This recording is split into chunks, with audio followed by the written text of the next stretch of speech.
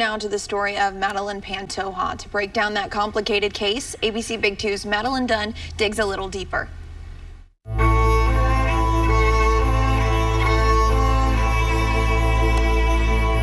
Tonight, we break down everything we know based off recently obtained court documents, witness statements, and jail records. May 9th, 2023, 11 p.m. Madeline's friends said she dropped Madeline off at her home, Palladium Museum Place Apartments in Midland. That would be the last time they see her. May 10th, 8:30 p.m.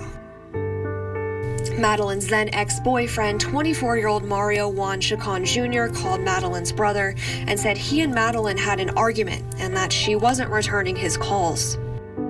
8:35 p.m.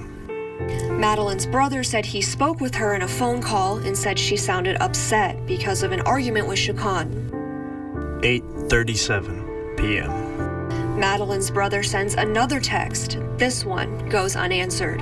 9:31 p.m. Madeline texted her friend to confirm plans to meet at her apartment the next day for a day at the pool. This would be the last time they heard from her. May 11th, just before 2 a.m. Security footage picks up Chacon's truck near Madeline's apartment complex. 3:22 a.m. Police cameras pick up his truck again in the area of South County Road 1160.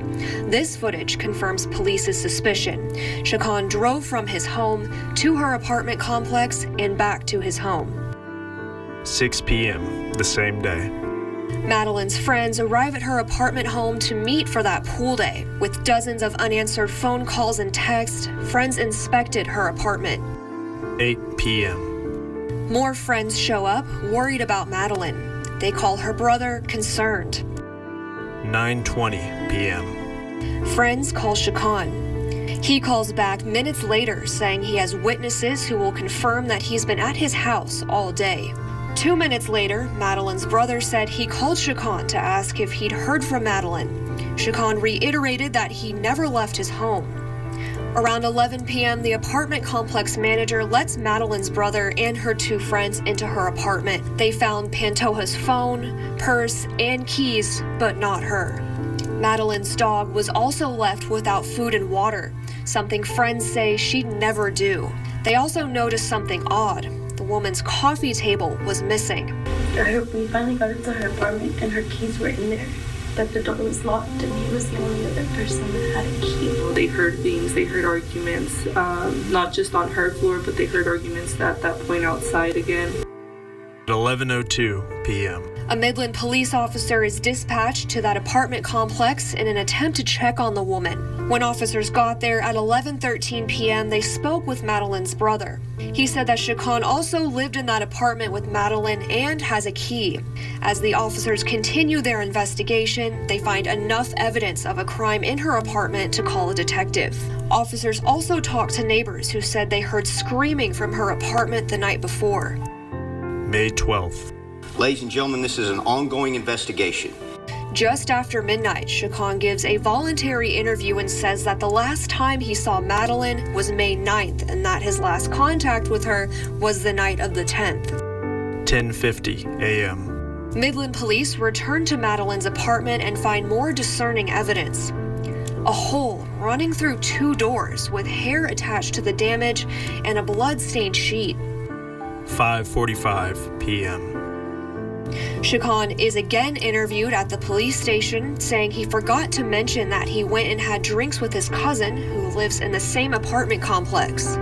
In the days that followed, friends and family continued their search for Madeline. We are here for you. We will always be here for you. And no matter what, we will keep trying. There's so many people looking for you. There's so many people that just want you back. You're not alone. And we're not going to stop looking for you until we have a response. We will find you. You deserve to be home. You deserve to be found. You deserve love and everything good. And I just want you to know that we won't give up. May 18th. Midland PD continues to investigate. Chacon is interviewed again, and the police tell him that they found some inconsistencies in his timeline. Chacon immediately ends the interview and refuses a polygraph. That night, around 9 p.m., more than 200 people rallied outside MPD calling for her safe return and demanding answers from police.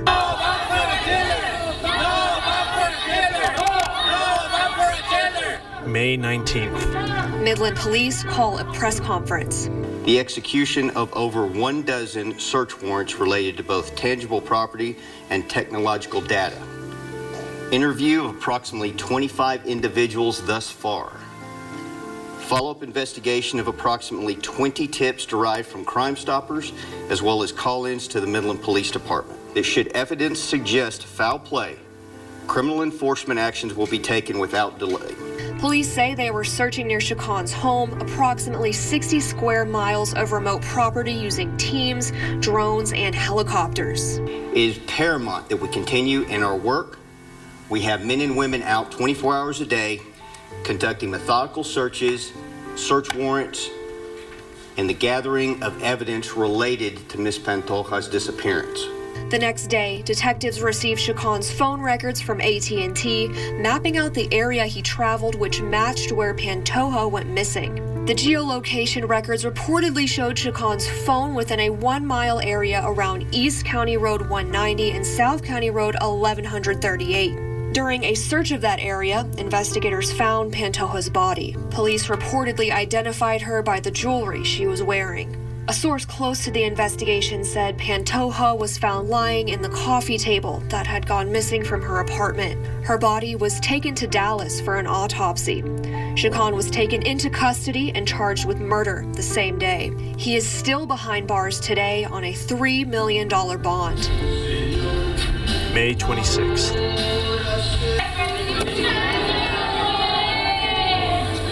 Many in the community came together to honor Madeline during a prayer ceremony as loved ones placed flowers near a memorial for her. This would have been her 21st birthday. One day after that, a funeral for Madeline was held.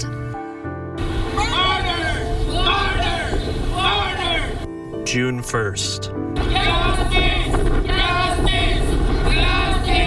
Friends and family of Madeline Pantoja joined together outside of the Midland County Courthouse to protest ahead of Chacon's bond hearing that afternoon. Justice for Madeline! This came after Chacon asked for a lower bond.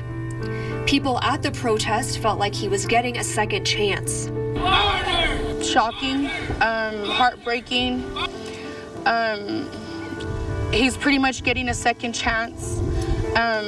Madeline didn't have that second chance. The bond reduction was denied. May 2024. 1 year after Madeline's disappearance, we received new documents showing that Chacon is now asking for a change of venue in his trial.